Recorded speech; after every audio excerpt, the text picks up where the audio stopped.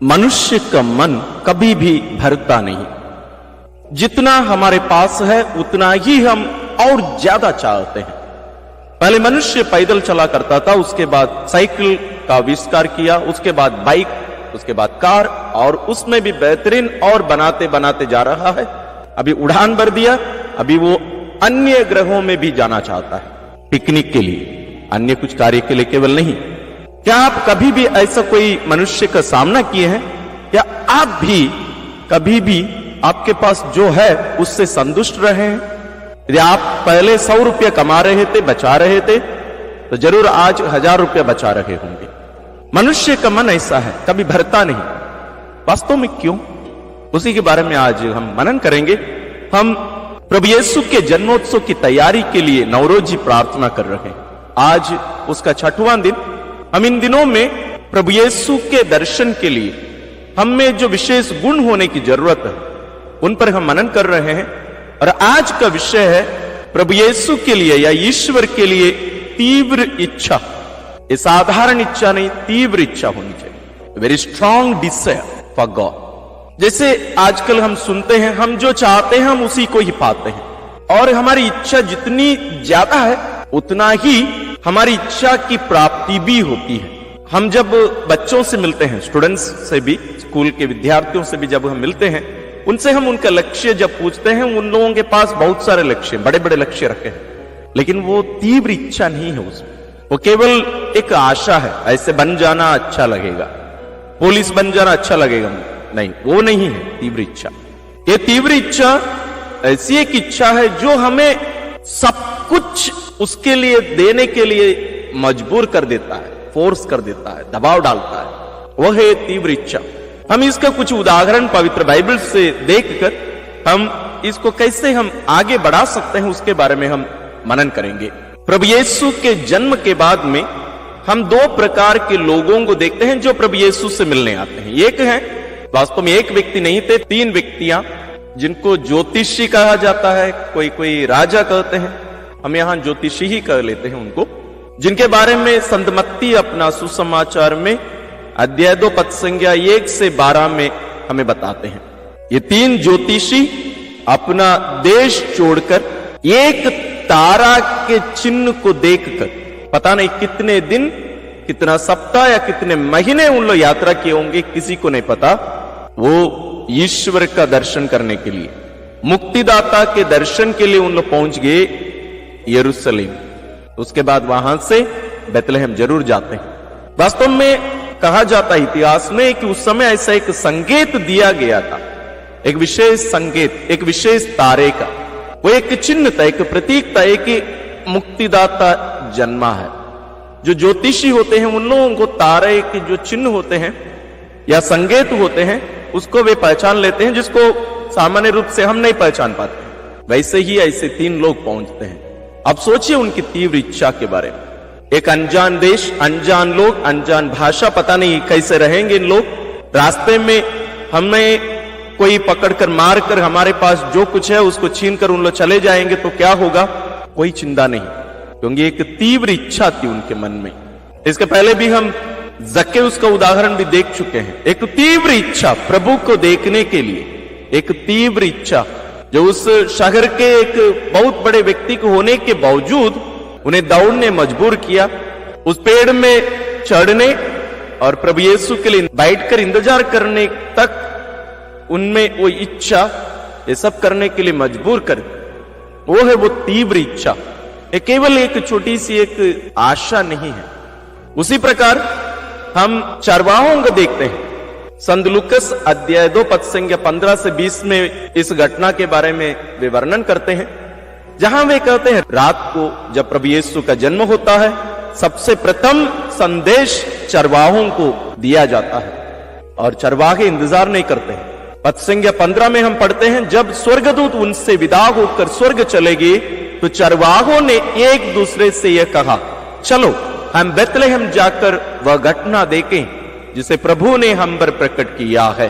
पद संख्या 16, वे शीघ्र ही चल पड़े और उन्होंने मरियम, यूसुफ तथा चरनी में लेटे हुए बालक को पाया। वे उस रात को ही निकल पड़ते हैं, वे इंतजार नहीं करते हैं, चलो हम लोग सुबह निकल जाएंगे। और उस समय आप कल्पना करके देखिए 2000 साल पहले की बात, कोई बिजली नहीं, कोई गाड़ी की सुविधा नहीं, और यहां अता पता नहीं कि कहां है ये, कोई घर नहीं है, ये चरनी में है, उन्हें ढूंढते हुए आना पड़ेगा और वे पहुंच जाते। वो तीव्र इच्छा, और वे जाकर प्रभु यीशु का दर्शन करते हैं। उन्हें इसलिए वो दर्शन संभव हो पाया क्योंकि उनमें वो तीव्र इच्छा थी। इसी प्रकार जैसे हम कल मनन किए थे संत मरियम मगदलेना के बारे में, उन्हीं का ही उदाहरण हम यहां ले लें। जब प्रभु यीशु के 11 प्रेरित अन्य शिष्य जो पुरुष प्रभु यीशु के कब्र आए नहीं, मरियम मगदलेना पहुंच जाती बड़े सवेरे। उनके साथ भी कुछ भी हो सकता था, लेकिन प्रभु के लिए उनके मन में जो तीव्र इच्छा, एक गहरा प्रेम जो उन्हें खींच कर ले आया कब्र के पास। मरियम आई और प्रभु का दर्शन पाई, लेकिन जरूर उससे वास्तव में विश्वास नहीं था कि प्रभु पुनर्जीवित हो जाएंगे, मैं पुनर्जीवित प्रभु से मिलूंगी, नहीं। लेकिन हम देखते हैं वो आई इसलिए प्रभु को देख पाई। अब आती है हमारी पारी। क्या यह तीव्र इच्छा ऐसे ही गिने चुने लोगों को ईश्वर दिए हैं? उनके प्रति हमने देखा ज्योतिषियों का उदाहरण, चरवाहों का उदाहरण, संत मरियम मगदलेना का उदाहरण, और भी बहुत सारे लोगों का उदाहरण हम दैनिक जीवन में देख सकते हैं। विशेष रूप से कलीसिया में जो संत कहलाते हैं वे सब ऐसे ही थे। तो क्या हम में वो तीव्र इच्छा नहीं है? यदि नहीं है तो हम कैसे पहचाने यदि वो छुपी है वो इच्छा? संत अगस्तीन हमें इसके लिए एक रहस्य प्रकट करते हैं। वे कहते हैं, उनकी प्रार्थना है वास्तव में, हमारे दिल बेचैन है या हमारा हृदय बेचैन है जब तक वे आप में आराम नहीं पाए। किसमें? ईश्वर में। Our hearts are restless until they can find rest in you, until they rest in you। दोनों अनुवाद हम देख सकते हैं। ये संत अगस्तीन का कथन है। संत अगस्तीन के बारे में हम जानते हैं वो किस प्रकार दुनियाई मोह माया में डूबकर सच्चाई की खोज कर रहे थे। वास्तव में सच्चाई, अच्छाई, आनंद जीवन, इन सब की खोज कर रहे थे, आगे बढ़ते जा रहे थे। इनमें देखे ये सब जैसे सुलेमान कहते हैं, सब हवा पकड़ने के समान है। हमारा दिल चैन नहीं पाता, आराम नहीं पाता। क्यों? जैसे शुरुआत में मैंने कहा, ईश्वर हमारे हृदय में उनके लिए एक दृढ़ इच्छा, एक तीव्र इच्छा हमारे दिल में रखे हैं उनके लिए।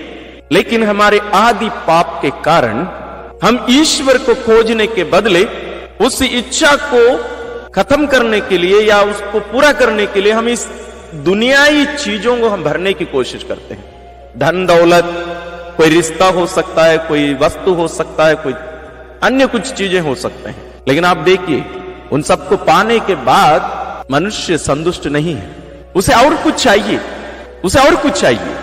वो कहता है कि मैं इतना ही खोज रहा था, क्या इतना ही है? नहीं, मुझे ये नहीं, इससे और चाहिए।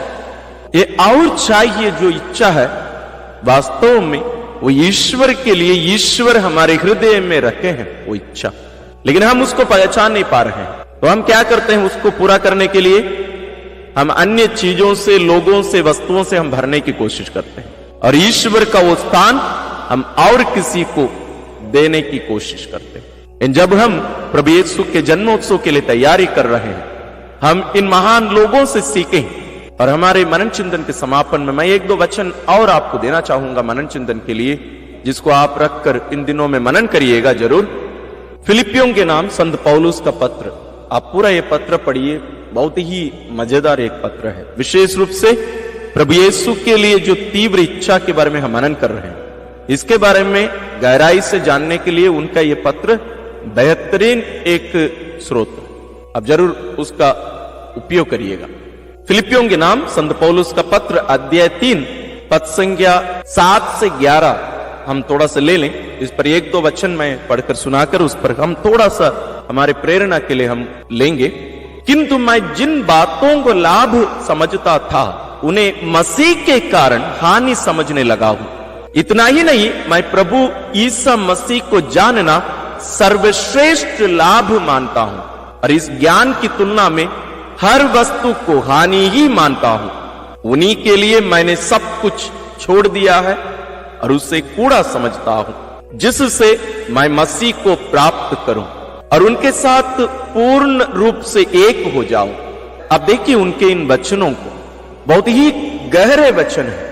मैं मसीह को जानना सर्वश्रेष्ठ लाभ मानता हूं। मैं इन सब चीजों को छोड़ देता हूं अभी, जिन चीजों को वे पहले लाभ मानते थे, जिन चीजों के लिए वे अपना जीवन अर्पित कर रहे थे, जिन चीजों के पीछे वे अपना जीवन वे लगाए रखे, उन सबको वे कहते हैं मैं अभी इन सबको हानि मानता हूं। हानि मतलब जो भी चीजें हमें ईश्वर से दूर करें, मेरे और ईश्वर के बीच में जो खड़ा हो जाता है, दीवार खड़ा होता है, वो हानि है। क्योंकि प्रभु यीशु को अपनाना ही, उनको प्राप्त करना ही हमारा जीवन का लक्ष्य होना चाहिए। हमारा जीवन का वास्तव में अर्थ वहीं से मिलता है। तो आइए, जब हम प्रभु यीशु के जन्मोत्सव की तैयारी कर रहे हैं, हम हमारे अंदर ईश्वर जो तीव्र इच्छा रखे हैं अपने लिए, उसको हम पहचाने और उसको और भी गहरा करें। और संत पौलुस के समान हम इस दुनिया की चीजों को, वस्तुओं को, रिश्तों को जो वास्तव में बाधा बनती हैं, बहुत बार हम संत पौलुस के समान, अन्य लोगों के समान हम पीछे छोड़कर जो ईश्वर हमारे अंदर उनके लिए जो इच्छा रखे हैं, उसको हम वास्तव में पहचान कर उनके लिए जीने की कृपा मांगते हुए आइए हम आज की इस नवरोजी प्रार्थना में हम भाग लें। नवरोजी प्रार्थना का 6वां दिन।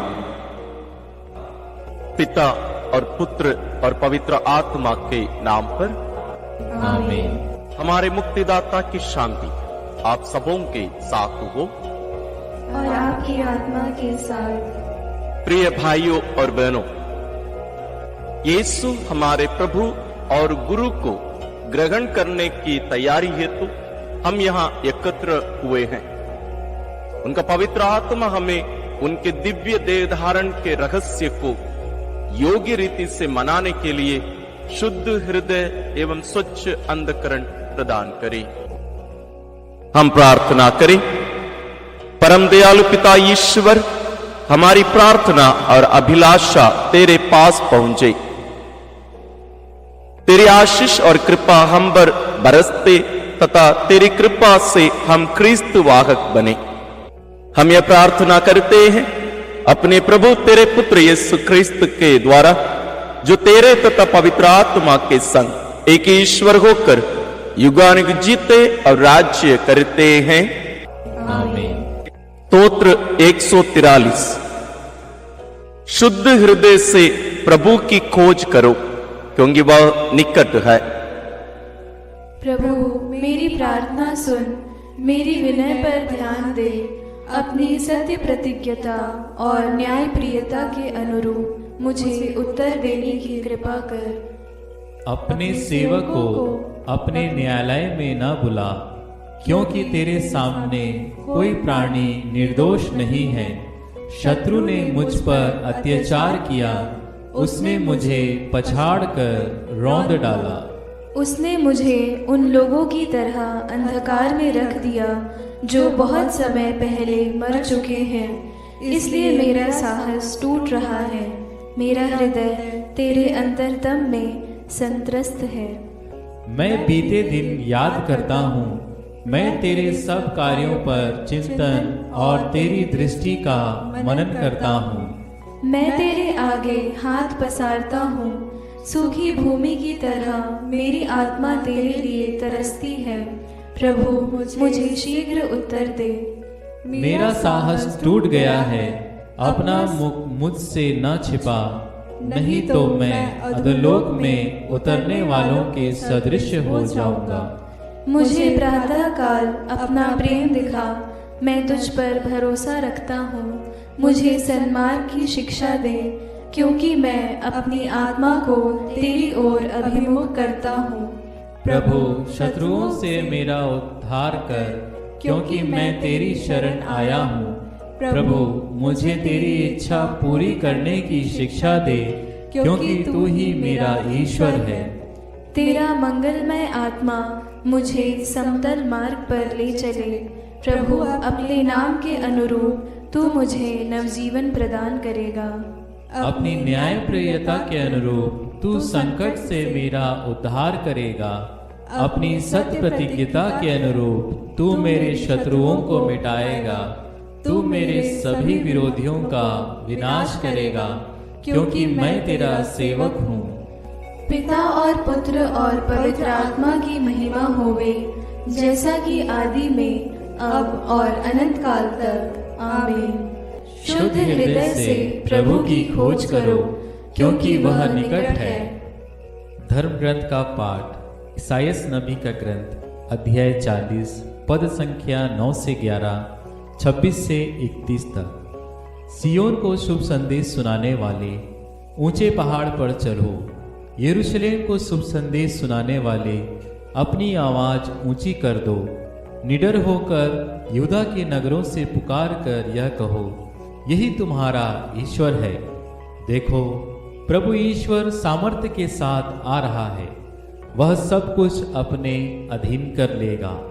वह अपना पुरस्कार अपने साथ ला रहा है और उसका विजयोपहार भी उसके साथ है। वह गडेरिये की तरह अपना रेवड़ चराता है। वह मेमने को उठाकर अपनी छाती से लगा लेता और दूध पिलाने वाली भेड़ें धीरे धीरे ले चलता है। आकाश की ओर दृष्टि लगाओ, किसने यह सब बनाया है? उसी ने जो नक्षत्रों का समूह फैलाता और एक एक का नाम लेकर पुकारता है। उसका सामर्थ्य इतना महान है और उसका तेज इतना अदम्य कि एक भी नक्षत्र अविद्यमान नहीं रहता। याकूब, तुम यह क्यों कहते हो? इज़राइल, तुम यह क्यों बोलते हो? प्रभु मेरी दुर्दशा पर ध्यान नहीं देता, मेरा ईश्वर मुझे न्याय नहीं दिलाता। क्या तुम यह नहीं जानते? क्या तुमने यह नहीं सुना कि प्रभु अनादि अनंत ईश्वर है? वह समस्त पृथ्वी का सृष्टि करता है। वह कभी क्लांत अथवा परिश्रांत नहीं होता। कोई भी उसकी प्रजा की था नहीं ले सकता। वह थके मांदे को बल देता और अशक्त को संभालता है। जवान भले ही थक कर चूर हो जाए और फिसल कर गिर पड़े, किंतु प्रभु पर भरोसा रखने वालों को नई स्फूर्ति मिलती है। वे गरुड़ की तरह अपने पंख फैलाते हैं। वे दौड़ते रहते हैं किंतु थकते नहीं। वे आगे बढ़ते हैं पर शिथिल नहीं होते। प्रभु की वाणी। ईश्वर को धन्यवाद। मरिया गान। हम अपनी पवित्र माता के साथ जीवंत ईश्वर का गुणगान करें। मेरी आत्मा प्रभु का गुणगान करती है। मेरा मन अपने मुक्तिदाता ईश्वर में आनंद मनाता है, क्योंकि उसने अपनी दीन दासी पर कृपा दृष्टि की है। अब से सब पीढ़ियां मुझे धन्य कहेंगे, क्योंकि सर्वशक्तिमान ने मेरे लिए महान कार्य किए हैं। पवित्र है उसका नाम। उसकी कृपा उसके श्रद्धालु भक्तों पर पीढ़ी दर पीढ़ी बनी रहती है। उसने अपना बाहुबल प्रदर्शित किया है। उसने घमंडियों को तितर बितर कर दिया है। उसने शक्तिशाली को उनके आसनों से गिरा दिया है और दीनों को महान बना दिया है। उसने दरिद्रों को संपन्न किया और धनियों को खाली हाथ लौटा दिया है। इब्राहिम और उनके वंश के प्रति अपनी चिरस्थायी दया को स्मरण कर उसने हमारे पूर्वजों के प्रति अपनी प्रतिज्ञा के अनुसार अपने दास इज़राइल की सुध ली है। पिता, पुत्र और पवित्र आत्मा की महिमा होवे, जैसे वह आदि में थी, अब है और अनंत काल तक सदा रहेगी। आमीन। सामूहिक निवेदन। प्यारे भाइयों और बहनों, हम अपने दैनिक जीवन को विश्व विधाता ईश्वर के चरणों में रखें और उनसे आग्रह करें कि वे हमारे जीवन के सभी पहलुओं को अनुप्राणित करें। इसी आशा के साथ हम प्रार्थना करें और कहें, हे प्रभु, हमें अपना जीवन और ज्योति प्रदान कर। हे प्रभु, हमें अपना जीवन और ज्योति प्रदान कर, कि दुनिया भर के समस्त क्रिस्तीय परिवार यीशु में अपने परिवार का मुखिया पाएं। हे प्रभु, हमें अपना जीवन और ज्योति प्रदान कर, कि कलीसिया अनादि शब्द के आनंद और शांति का स्रोत बनी रहे। हे प्रभु, हमें अपना जीवन और ज्योति प्रदान कर, कि मरणासन यीशु में एक दयालु मुक्तिदाता पाएं और युग युगों तक उनके साथ अनंत जीवन का सुख भोगें। हे प्रभु, हमें अपना जीवन और ज्योति प्रदान कर, कि धर्म, जाति और लिंग पर आधारित भेदभाव खत्म हो जाएं और सारे देश एवं सारे लोग संसार के मुक्तिदाता द्वारा लाए गए मुक्ति के फल का सुख अनुभव करें। हे प्रभु, हमें अपना जीवन और ज्योति प्रदान कर। हम थोड़ी देर मौन रहकर अपनी सभी निजी निवेदनों को पिता के चरणों में रखें। विशेष रूप से जो तीव्र इच्छा ईश्वर हम में उन्हीं के लिए ही रखे हैं, उसको हम पहचान सकें और उनको प्राप्त करने के लिए, अपनाने के लिए हम बने रहने की कृपा विशेष रूप से मांगे।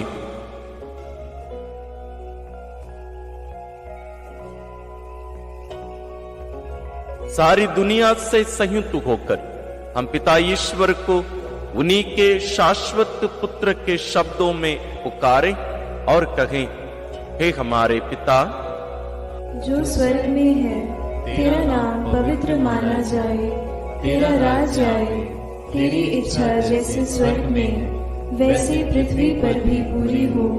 हमारा प्रतिदिन का आहार आज हमें दे और हमारे अपराध हमें क्षमा कर, जैसे हम भी अपने अपराधियों को क्षमा करते हैं, और हमें परीक्षा में न डाल परंतु बुराई से बचा। आमीन। आह्वान भजन। आइए हम शांति के राजा को हमारे हृदयों में राज्य करने के लिए आमंत्रित करें। हे प्रभु, हमारे नेता और राजा, शांति स्थापित करने आ, हमारे आंसू पोंछने आ, हमें विनम्र बनाने आ और हम पर राज्य कर। हे प्रभु, गुरु और मुक्तिदाता, अकेलों के मित्र बनने आ, असहायों को ऊपर उठाने आ, दुखियों को सांत्वना देने आ और तेरे प्रेम में हमें बचा। हे प्रभु, उद्धारक, तारणहार, हमारा बोझ हल्का करने आ, हमारे जीवन को ज्योतिर्मय बनाने आ, पीड़ितों को राहत दिलाने आ और हमें अंधकार से मुक्ति दिला। हे प्रभु, ईश्वर और सृष्टिकर्ता, सृष्टि का नवीनीकरण करने आ, अपना व्यवस्थान लागू करने आ, सद्भावना उत्पन्न करने आ और हमारे जीवन को संचालित करने आ। हे प्रभु, पालनहार और रक्षक, हमें बुराई से बचाने आ, हमारी आत्माओं को अनुप्राणित करने आ, अपनी भेड़ों को चराने आ और हमें अनंत जीवन प्रदान कर। समापन प्रार्थना। हम प्रार्थना करें। हे प्रभु, तूने मानव को बनाया, जब वह तुझसे दूर चला गया तब तूने उसे अपने इकलौते पुत्र के द्वारा वापस बुलाने से नहीं हिचकिचाया। कृपा कर कि तेरी सृष्टि बालक यीशु को सारी प्रसन्नता और विनम्रता के साथ ग्रहण कर सके। हम यह प्रार्थना करते हैं अपने प्रभु तेरे पुत्र यीशु ख्रिस्त के द्वारा, जो तेरे तथा पवित्र आत्मा के संग एक ईश्वर होकर युगानुग जीते और राज्य करते हैं। आमीन। विशेष आशीष के लिए सिर झुकाएं।